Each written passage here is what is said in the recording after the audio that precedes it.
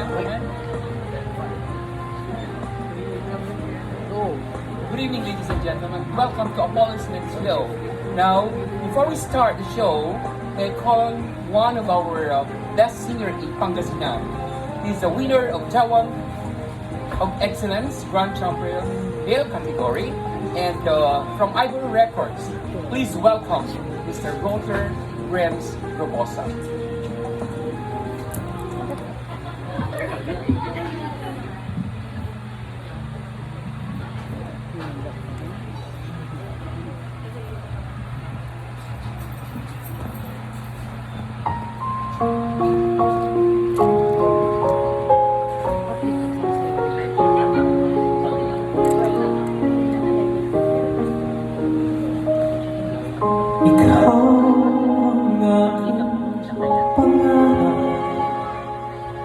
Ikaw sa aking dasal, puso ko ay iyakan, pagkat mahal kitang tunay.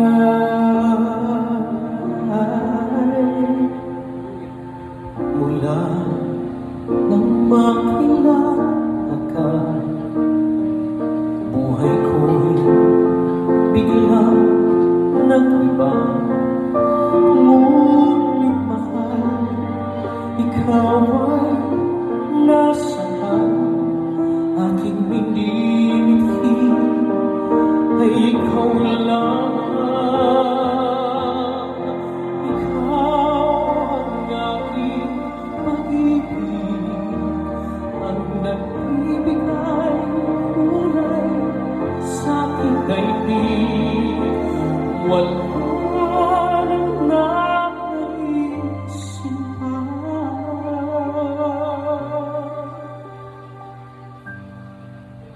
Kung mapagkailanman ay kasama ka,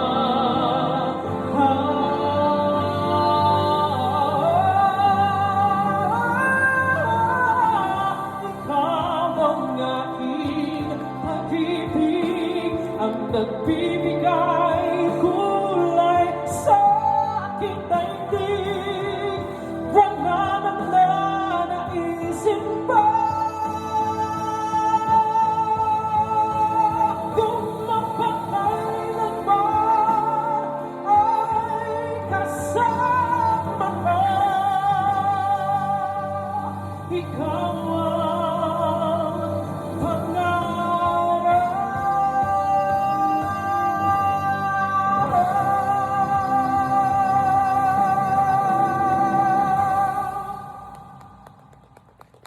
Thank you very much. All right, once again, good evening, everyone, and thank you so much again, Sir Apollo, for having me here tonight, and sa lahat po ng mga nanonood online and dito po sa Alcapita Live. And for my next song, I would like to share to you my newest single under Ivory Music. It is produced and arranged by Sir Paulo Zarate, and available na po ito for download and stream on all streaming platforms worldwide. So sana po magustuhan nyo po, and if you know the song po, you can sing with me. Ayan, para po sa inyong lahat.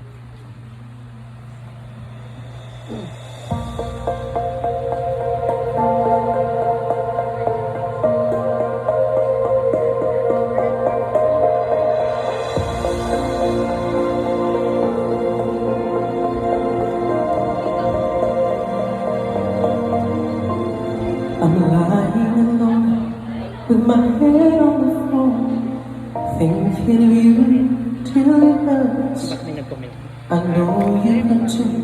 What else can we do to make it torn apart? I wish I could carry your smile in my heart. The times when my life feels so low, it would make me believe what tomorrow can bring, when today doesn't really know, doesn't really know. Our love I'm so lost without you. I know you were right, believing for so long. I'm all out of love. What am I without you? I can't be too late to say that I was so wrong. I want you to come back and carry me home, away from these long, lonely nights. I'm reaching for you. Are you feeling it too? Does the feeling seem all so right? And what would you say if I call on you now and said that I can't hold on? There's no easy way, it gets harder each day. Please love me or I'll be gone. I'll be gone. I'm all out of love. I'm so lost without you. I know you're right, believing for so long. I'm all out of love. What am I without you? I can't be too late to say that I was so wrong.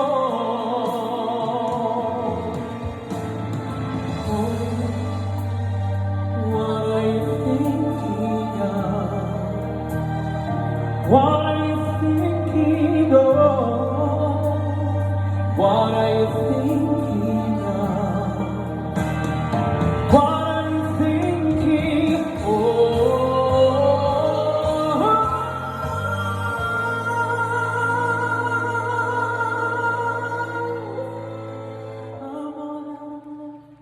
I'm so lost without you.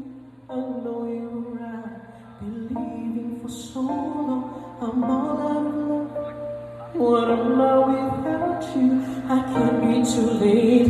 I know I was so wrong. I'm so lost without you.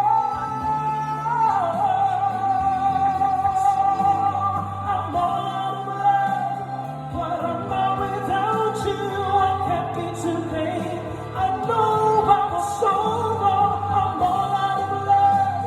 I'm so lost without you. I know you were right, believing for so long. I'm all out of love. What am I without you? I can't be too late to say that I was so wrong.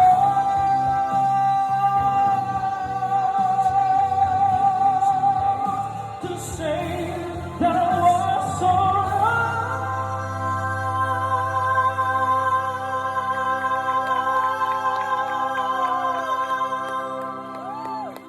Thank you so much. See, we are so blessed because, nagkaroon tayo ng isang, one of the best, singers sa Pangasinan. And Thank you, sir. it's Renz Robosa. Thanks, Renz. Okay, let's start the show. And now, before I don't know actually how to introduce you, because sa totoo lang po, it's my first time to, what do you call this, have a face-to-face interview with this young gentleman guy. And I know na maipapamahagi niya ang kanyang mga advokasya sa ating lahat.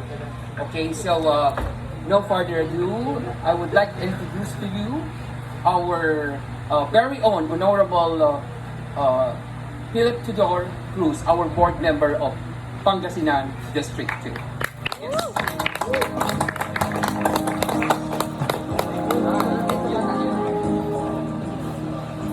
Yes, ayan po. We are blessed kasi nandito tayo ngayon sa live Agkapita. And you know what? Ito yung first time ko na mag-interview live from Apollo's Big Show. Lahat ko kayo say I'm existing for almost like 3 years, na nagkakaroon ng face-to-face ng Zoom interview. So ngayon, we are all blessed kasi kaya I would like to thank, of course, Agkapita, the owner of the Agkapita, Maui Villorta, and of course, Rizel. So maraming salamat for giving us the opportunity na i-held ang aking first live interview face-to-face, Apollo's Meet Show in Agkapita. Now, eto na, ang ating pinakabatang, board member ng Pangasinan. So, ating kilalanin mga kaibigan, those people who are watching, I know I have friends from Germany, US, Canada, Singapore, and I think meron sa Sweden Kaya nung sinabi ko na i-interviewin ko si Philip, sabi na, oh wow, that's really great. So it was really surprising na talagang binagbigyan tayo, Pinagbigyan tayo ng ating pinakamamahal na board member ng Pangasinan na si Honorable Philip Tudor Cruz. Hi Philip, kumusta na? Hello po, okay naman po. Thank you po sa pag-invite sa amin. First and foremost, gusto ko pong batiin ang Agkapita family, ang ating owner po, Sir Maui and Ma'am Rubel. Ganon din po sa inyo, sir, sa pag-invite po sa akin. Actually, dapat nung campaign season pa po itong interview po namin. Kaya lang, hindi po natuloy dahil despite of a hectic schedule. So, ngayon na po ang tamang oras para magkausap naman po tayo ngayong gabi. Exactly. Alam nyo talagang yan nasabi na ni Philip regarding about that. So siguro during that time, masyado siyang busy, syempre pag election, marami tayong ipa-priority, But I'm still thankful kasi na-interview ko siya face to face, So we are so blessed. So ngayon, itatanong ko lang sa iyo, Philip, kasi actually first time to meet Philip yung talagang face-to-face na ganito. So gusto ko lang itanong sa kanya, what do you call this? Siguro introduce mo yung sarili mo and okay, so siguro mas maganda pag makilala nyo, mas maganda siguro kung ayan, kailangan may mic tayo para mas maganda ang ating show, di ba? Mas effect ang dating. Okay, so this is the time, people of Mangatarem, people of Pangasinan na sinasakupan ng ating board member, and of course, ang ating mga kababayan overseas. Okay, na mapakinggan at makilala kung sino ang ating kaharap ngayon. So, siguro, Philip, pwedeng magpakilala ka sa ating mga kababayan, locally and overseas. I would like to greet all of our kailian in different countries. Unang-unang sa US and Germany. Alam ko po na maraming taga mga taram doon. At sa lahat po ng mga bisita rin po natin dito sa Agkapita na nanggaling sa iba't ibang bayan dahil ito pong place ni Sir Maui ay talaga pong dinadayo ng iba't ibang turista dahil sa napakaganda niyang scenery na merong kapihan sa gitna ng bukid. Dito po ay sobrang presko at malamig, ngunit kinakabahan po ako ng kaunti. Gusto ko pong muling magpakilala na imbag nga Rabi yung amin na po, nga awan iti kaya't ko nga palabasan. Ako po si Philip Cruz. Ako po ay anak ni dating congressman at dating mayor ng mga taram na si Teodoro Teddy Cruz. Ako po ang kanyang pangalawang anak at nung time na siya po ay mayor, doon po ako unang pumasok sa politics. I served as Sangguniang Kabataan Chairman of Barangay Pugunlumboy and also served as Sangguniang Kabataan Federation President year 2010 to 2013. So, pumasok po ako sa politika at the age of 15. And then after po nun, ako po ay nag-aral sa Manila. And then nung ako po ay naka-experience ng work, bumalik naman po ako dito sa mga taram to run as councilor. So tumakbo po ako nung 2019. I was 23 years old and fortunately na-elect po tayo ng mga taram bilang councilor. And then after po nun, this election, ako po ay tumakbo kasama ang ating mahal na gobernador na si Governor Ramon Monmongico and Congressman Marco Wangco bilang board member ng 2nd District of Pangasinan, composing of 8 towns. Mga taram, nearby towns Aguilar, Urbis, Basista, Bugalyon, Lingayen, and Labrador, and Binmalay. Wow, that's really great. Imagine na ilang municipalities? 8 po, sir. 8, okay. So, I mean I'm going back to my question, yun na-introduce mo na yung sarili mo, and nalaman nila kung sino nga si Philip, our Honorable Philip Tudor Cruz as the board member, one of the board member of Pangasinan District 2. At I mean, paano mo pala inumpisa nito? Kasi nasabi mo nga from from board member, galing ka sa councilor, right? So, paano mo naudyok ang iyong sarili para tumakbo bilang isang councilor ng Pangasinan? Kasi you're still young during that time, right? How old is that? 23 po. 23 when I years was- old. So, paano mo na, because I don't know, because maybe of your, background, kasi ang iyong dad he's been a governor of Pangasinan, a congressman in Pangasinan, sorry, I should say. And then, siguro, kinuha mo na rin yung, you got the footstep of your dad. But gusto ko lang malaman, paano mo na i-udyok yung sarili mo sa pagpasok ng ganitong mga public, Thank you po. Medyo magandang tanong po yan. Actually, first term ko nga lang po bilang councilor nung ako po ay tumakbo bilang board member. Actually, pinag-isipan ko po ito ng napakaraming beses. So, hindi ko rin po agad ginrap dahil first term ko pa lang pong councilor, may 2 termino pa para mag-graduate ako. Pero naisip ko po na why not na mag-lead sa second district. Naisip ko rin po na siguro I am physically fit dahil medyo bata pa ako. Sabi nga po nila, millennial, fresh idea, fresh mind. So, yun po ang nag-udyok sa akin. Kasi kung makakatulong naman po ako para sa ikagaganda ng second district, bakit naman po hindi? At isa rin po sa napansin ko ay simula po nung unang panahon pa ng politika, wala pa pong nahalal na board member dito po sa ating bayan ng Mga Taram. So, I was the first ever elected board member of town of Mga Taram. So, gusto ko pong magkaroon tayo ng boses dahil kadalasan po halos nasa ibang bayan ang mga tumatakbong board member.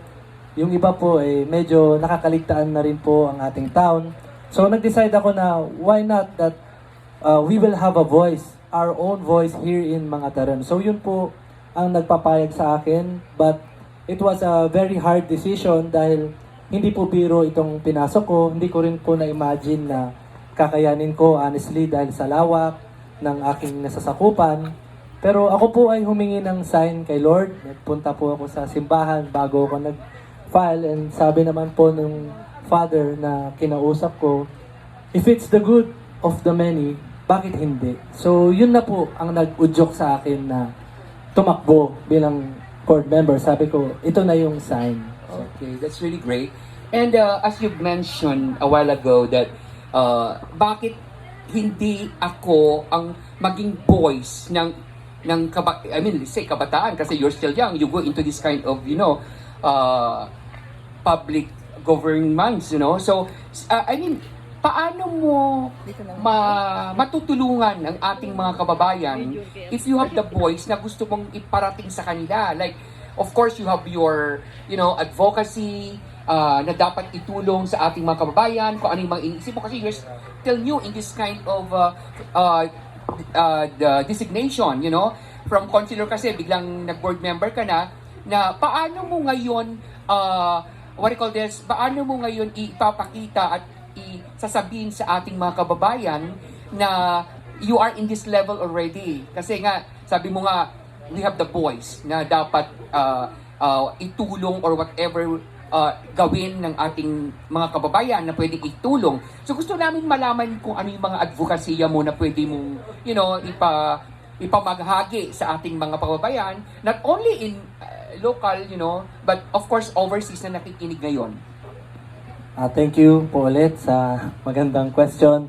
Bilang voice, ibig sabihin po, ako po ang magiging representative ng second district and our town, including our town of Mga Taram. At ang magagawa ko po ay tulungan po at idulog ang mga pangangailangan ng ating bayan nang sa ganon yung mga proyekto ng probinsya ay may lapit po dito po sa atin in terms of agriculture, dahil alam naman po natin na yun po kasi ang tinutukan ko nung ako po ay councilor.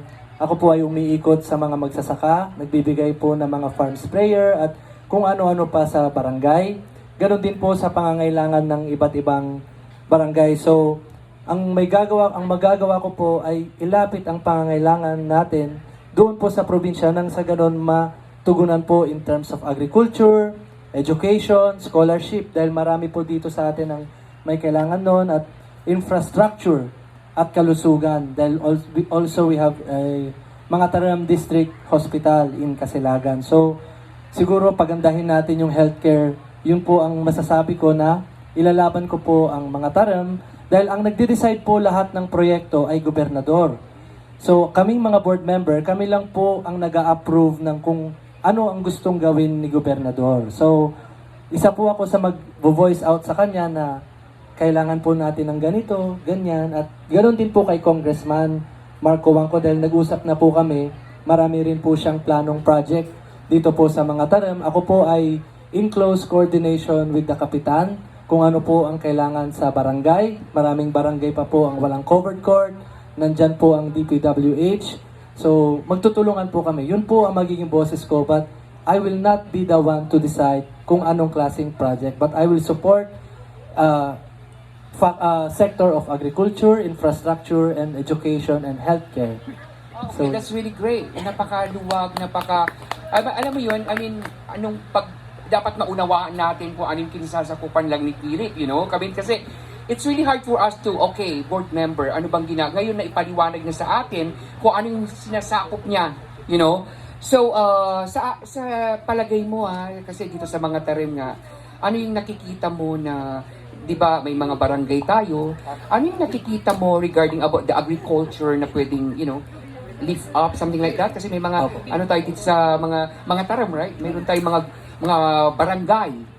So, yeah. To explain it further, sir, for us to understand it very precisely, ang board member po ay parang councilor din. Di ba, dito sa mga Taram, we have 8 councilors, and ex officio, ABC, and SK, and we have our mayor. Ganon din po kami. Kami ang nagsiserve as legislators na board member, at ang mayor naman namin ay ang governor. So, nagkatalo lang po siya sa scale na nasasakupan kung gaano kalawak. So, board member works as the same as councilor. We have our committee chairmanship, Committee on Education, Agriculture, Sports, and etc. So, ganun po ang trabaho ng isang board member. So, kung paano po natin matutulungan, sabi nyo, in terms of agriculture, dito po sa atin ay maraming mga ilog. Siguro po yung proper irrigation dahil yan din po ang pinaka-importante sa mga magsasaka, yung patubig. So if we could utilize our quarry para dumalo yung tubig para hindi sila mahirapan at kung ano-ano pang farmers association na matulungan natin, and I think makakatulong po ito sa kanila. So you mean, so those farmers na they need help, pwede ba silang dumiretso sa'yo or go to the councilor or whatever? I mean, they can just go straight to you? Kasi nga regarding about yung irrigation and everything, sinasasakupan na yun ng mga farmers, right? So ngayon, I mean, that's it. Pwede ba silang, dumiretso sa'yo para mag-ask ng, something health or whatever problems they encountered? Yes, sir. Because public service, we entertain people all walks of life. So, beside that na service ng province, ginagawa na rin po ito ng ating magaling na mayor, Mayor Ramil P. Ventinilla. Yung mga sinabi ko po, ginagawa po niya. So, bukod po sa amin, sa provincial level, dito rin po sa mga Taram ay malalapitan din po nila dahil masisipag din po ang ating mga official. So, kung magtutulungan po kami parehas, siguro po mas mabilis nating mapapaunlad. Okay, so so lahat ng municipality, no, not only in mga Tarim, no, yung kinasasakupan ng area nyo ni Attorney Heidi, right? So, pwede silang lumapit sa inyo. Yes. Para at least maunawaan natin at maiintindihan natin na when it comes to agriculture or anything na about yung farmers, whatever na problem nila, pwede pala tayong dumiretso na sa kanila and to talk to them. Kasi sometimes di ba, ano ba talaga, kailangan dumaan ka muna sa ganito, dumaan ka pa sa barangay, dumaan ka pa sa munisipyo or something like that. We can go straight to their office and talk to them what are the difficulties and that we are encountering in farming, something like that. So pwede pala yon. Yeah. To share it with you, sir, nagtatayo rin po ako ng office ko dito sa mga Tarim. Kasi ang office ko po talaga sa Capitol. Pero napakalayo po sa atin. Wait, Billy pa, Capitol is... Lingayen. Okay, so every day you go there? Yes. every day. Okay. So ngayon, you are thinking or trying to put what do you call this? Office in mga Tarem. Pwede ba yun? Like, mag-put ka dito. Well, in fact, ang office nyo is sa, Opo, sa inyo. pwede Okay, naman po okay. yun kasi isa po yun sa paraan dahil ang sabi nga po natin, ilalapit natin yung serbisyo. So yun din po ang naisip ko, literal na ilalapit, ibig sabihin hindi na po sila lalayo. So yun po ang gusto kong mangyari. You know what? That's why I asked. Kasi ang main office is in Lingayen, di ba? Yes. And as you've said, you have how many municipality na hawak mo? Yes. So, kasi baka mamaya misinterpret ng mga ibang municipality na bakit magtatayo siya doon sa mga Tarem ng sarili niyang office. Well, in fact, paano naman kami? Well, in fact, dapat meron kaming area na dapat puntahan siya doon, lalapitan namin siya doon, ba't pupunta pa siya doon? Something like that. So at least, it's better na talagang well-explained para malaman ng ating mga kinasasakupan ng, as board of member ng Pangasinan, right? Para at least maliwanagan sa kanila, So hindi naman po ibig sabihin na nagtayo ako sa mga Tarem is wala na po. Parehas pa rin po nag-work. So kahit nandun po ako sa Lingayen, at least man lang may magre-receive ng mga resolution ng barangay officials, na mga request doon po sa atin kaysa pa po lalayo sila ng ilang towns kasi alam naman po natin na ang ating mga public servant ay sobrang busy at mahalaga yung time. So, kahit wala po ako dito or nandun ako pag ganon-ganon, is mag-work ng properly ang aking opisina. So, kahit wala yung physical na katawan ko po, na-accommodate pa rin natin yung mga nangangailangan. Ang importante kasi is like you have the time to stay in your main office, tapos meron din dito. At sa ating mga manunood na hindi po nagtayo si our honorable board member dito sa mga Tarem ng kanyang office, ay hindi na natin i-extend ang arms natin sa mga ibang municipality. Pero, decision po niya yon. Pero iisa lang po yun talaga. Lahat tayo ng distrito ng Pangasinan na kinasakupan niya, talagang he's trying to mold us Yes. para, entertain at masagot natin kung ano man ang mga problema na pwede ninyong itanong sa Yes. kanila. Actually, it will not only help mga Tarem but also nearby towns like Aguilar, Orbis kasi malayo rin po sila from the capital town of Pangasinan. So I'm also helping them dahil alam naman po natin kung gaano kalayo talaga at yung iba nasa baryo pa. So siguro naman, sir, kasi kahit na nandito ka, kasi ilang Pilipino na sa distrito ng Pangasinan ang bumoto sa iyo. So ganyan ka kamahal. Kahit na nandito ka pa, is talagang maiintindihan ka nila, so napakalaking yung love ng mga taga Pangasinan na hawak mo. So it was really applauded for that, Yes, actually it's overwhelming having a vote of 120,000 plus. So So see? Oh my I God. think that the expectation also are very high. That's why yung standards po natin, tinataas din po Exactly. natin That's really para masuklian po natin yung binigay po nilang tiwala at suporta. Wow, so now we agriculture, farmers, lahat tayo dyan. Punta naman tayo sa education. Kasi you mentioned about education, di ba? So, alam mo kasi, education is number one, it's a big dream of each individual to finish their, education para sa, future, And maraming may maraming mga kababayan natin they cannot afford to go to the school. So, minsan, mga ibang places, mga nasa ibang mararayong lugar, hindi lang sa mga Tarem, sa ibang municipality pa. No, paano yun? How could you help them? How could you outreach to them na, to help them? Kasi you've mentioned about education. Yes. Okay? Kasi sabi ko nga sa iyo, maraming mga indigent persons na talagang gusto nila mag-aral. Ano ba yun? Ihintayin nyo ba na, may lalapit sa inyo? Or magkakaroon kayo ng isang programa na pwedeng yung, disseminate or puntahan, lalo ng mga malalayong lugar, di ba? So, paano, kung ganyan ang isang, yung sinasabi mo nga about education, paano nyo matutulungan itong mga batang ito? Actually, si Mayor Ramil Ventanilla is may program po dito sa town natin ng scholarship. Marami na po siyang natulungan. Ganon din po sa PASA administration. Scholarship, so scholarship ng mga tarim? Or Meron po. kay Nagbibigay Mayor? po siya ng assistant. So, siguro ganon, yung PASA administration, ganon din po, may mga kabataan sa atin dito na nakakakuha rin ng financial assistance. Siguro po, ang may tutulong ko po, dahil unang-una, hindi po ako ang magde-decide kung paano po yun. Siguro, sabihin po sa kinauukulan na ituloy yung nasimulan na dati na pagtulong sa mga scholars dito sa mga Taram, Pangasinan. So, gusto ko rin pong si Mayor na i-congratulate dahil successful po yung mga scholarship programs niya dito sa mga Taram. It's really great. Napakagandang pakinggan ng mga ganyang mga sagot.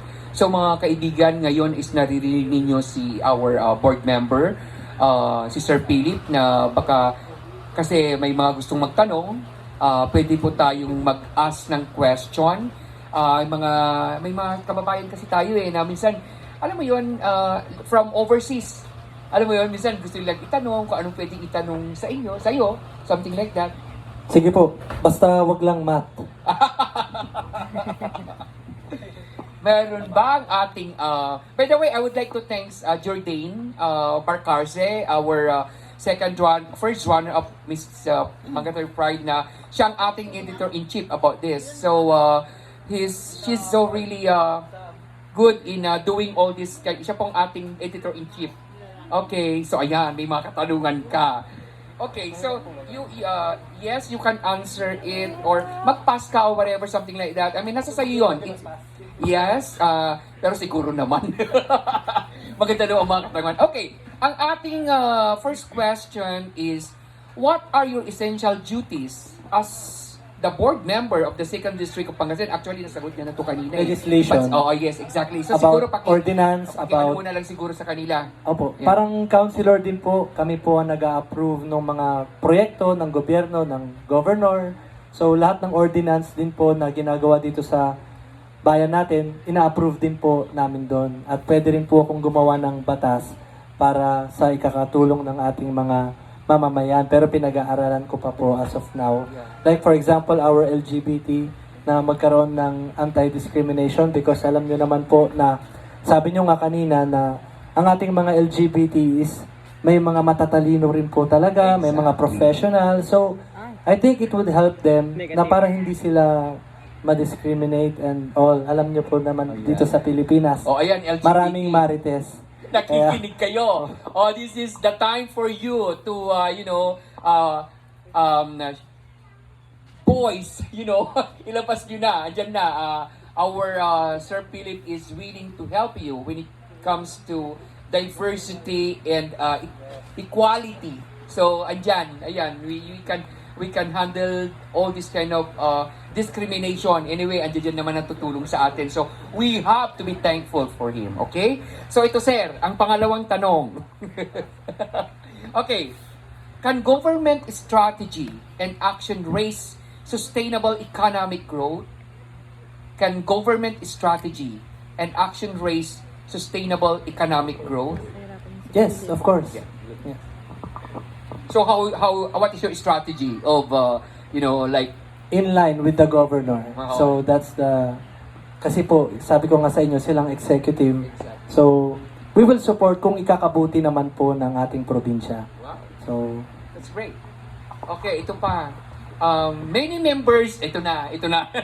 Dumako na tayo dito. Many members of LGBTQI community face gender discrimination. What are the measurements towards this? Ayan na. Siguro hindi lang naman si Sir Philip ang tutulong sa atin. Actually, all the public officials of Mangatarem, and they are very supportive to us. But siguro gusto lang siguro nilang mapakinggan kung ano yung points of view mo regarding about the LGBT community in Mga Tarem? Siguro not only in Mga Tarem, lahat ng kinasasakupan ninyo na municipality, just to speak out to all the municipality na kinasasakupan nyo, and all the people in Pangasinan na, sagutin mo na lang yan para, minsanan lang yan, para hindi ka lang nag-i-stick sa isang, municipality. Dito naman po sa Mga Tarem, walang problema because si Mayor Ramil and Vice Mayor Mon Punsal ay tumutulong po sa mga LGBTQ community. Ganon din po ako nung first term kong councilor, sumasama po ako kila former President Landra Barroso sa mga campaigns nila, yung pagbibigay ng school supply sa mga bata noon sa Lawak.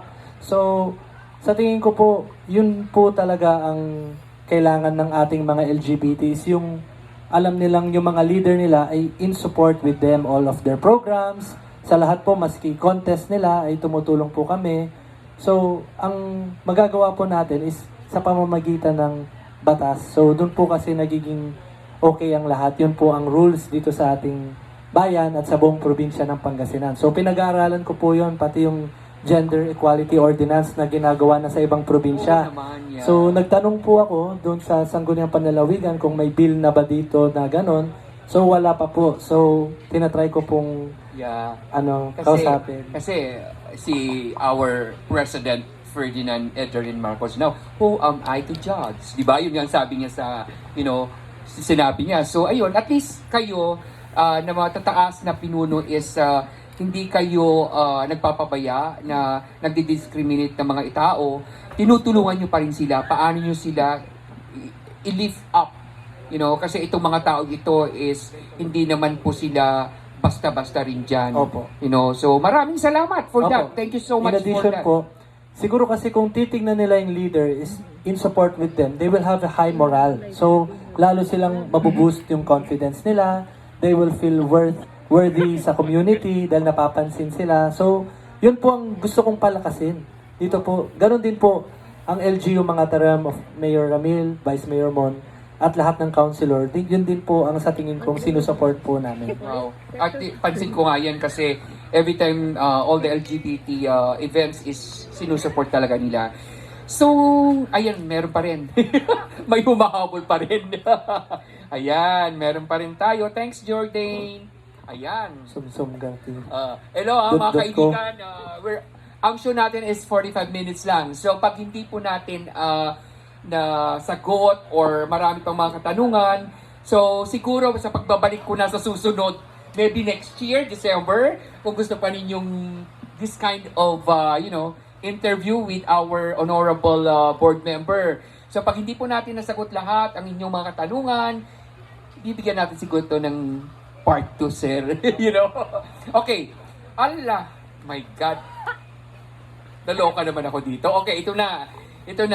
May nagtatanong na sabi, are you single? May girlfriend po ako. Okay. At least sinagot niya na po ha. O, yung mga nagtatanong dyan, yung mga may marites dyan, ayan. He is happily committed. Okay? Okay, next. Are you in favor of federalism? I refuse to answer muna dahil gusto ko pong pag-aralan dahil Exactly. hindi po tayo pwedeng maselan na issue po yan sa ating bansa eh. So, study muna. Yeah, kasi it's really hard to answer those kind of questions na talagang, lalo na sa ating mga ganitong shows, right? But let us give time to express what is his real anecdotes to this kind of question. Okay, salamat. Next. What is your philosophy of public administration? I think is yung you entertain people all walks of life, kung anong klaseng mga tao, kasi pantay-pantay po ang tingin ko sa lahat ng tao. Yun po ang nagustuhan din sa akin ng distrito dahil alam ko pong bumaba sa kahit sino pong tao. So, yun po ang pinaka kailangan bilang public servant para hindi sila mailang sa'yo kasi they feel kasi ang sabi po sa akin, I'm very approachable. So, yun po ang gusto kong ituloy sa public service na andyan po ako para sa kanila. Okay. So, actually before, kasi syempre, ang oras natin, no? yung mga katanungan na yan, siguro mga sa susunod na part 2 natin. I don't know is Miss Caroline Ovaldo or Maritel Ovaldo from San Francisco. Hindi ko alam kung naka-on sila kasi sabi nila they are going to call and ask something. But hindi ko alam, siguro alam mo naman doon yung day, I don't know. But I think, siguro nakinig sila pero they're in their, I don't know, something like that. So siguro, we are going to, what I call this, ask them kung ano yung mga gusto nilang itanong soon. Okay? And then, so ngayon, before we end up, sir, what are your plans or ano ang papangako mo sa ating mga kababayan? Hindi lang dito sa mga tarem, but sa lahat ng municipality na hawak-hawak mo, paano mo, ipapakita ang iyong pagmamahal sa kanila? Na maipapromise mo sa kanila? Unang-una po, ayoko pong nagpa-promise dahil kung hindi natin masustain, hindi po maganda sa tao. But action speaks louder than words. Ang magagawa ko po ay magtrabaho, and I will let my actions show kung ano po yung gusto kong iparating sa kanila dahil mahirap pong magsalita ng mabulaklaking salita. So, trabaho na lang po. Makikita naman po nila ako dito sa bayan natin. Ito. Okay, so any last message to our kababayan locally and overseas? Thank you po sa time nyo na pakikinig. Also, thank you Sir Apollo and all Agkapita family. So, sana po suportahan po natin itong Agkapita. Maraming salamat. Ako'y humakabol. Anyway, so sabi ko nga po, kasi limited po yung time natin sa ating show. So siguro, sir, magkakaroon tayo ng part 2 if you permit us to be one of our guests again. Soon, pagbalik ko siguro, mga December or let's say like that. Para siguro kasi this is our first time. First time ko rin magkaroon ng face-to-face live interview. So siguro maraming na-overwhelm kasi I think it's the first time na nagkaroon dito sa mga tarim ng ganito. So marami silang mga katanungan siguro. Opo. Pero as I've said, limited lang yung time. Okay. So in behalf of Apollo Smith Show, Agkapita family, LGBT community, all over Pangasinan, and our family, thank you for your time and consideration that you push your time in guesting in Apollo Smith Show. Nagpapasalamat kami and we are all blessed na, alam mo yun, he's one of the best board member in Pangasinan. So sige po, supportan na lang po natin si Sir Philip kung ano pa ang gusto niyang gawin na ikagaganda ng ating bayan ng Pangasinan sa pangalawang distrito. Thank you. It's an honor po na ma-interview nyo. Ganon din sa Agkapita family. So tuloy-tuloy po nating suportahan ng Agkapita. Ganon din po ang iba't ibang stalls na nandito. Masarap po ang kanilang mga pagkain, ang kanilang kape. Kaya sana next interview dito pa rin po tayo kasi I feel at home here. Hindi magbabago sa susunod Presto. na tayo sa second floor. Okay. Thank you. Yeah. Maraming salamat po sa inyong lahat. God bless you all. Thank you.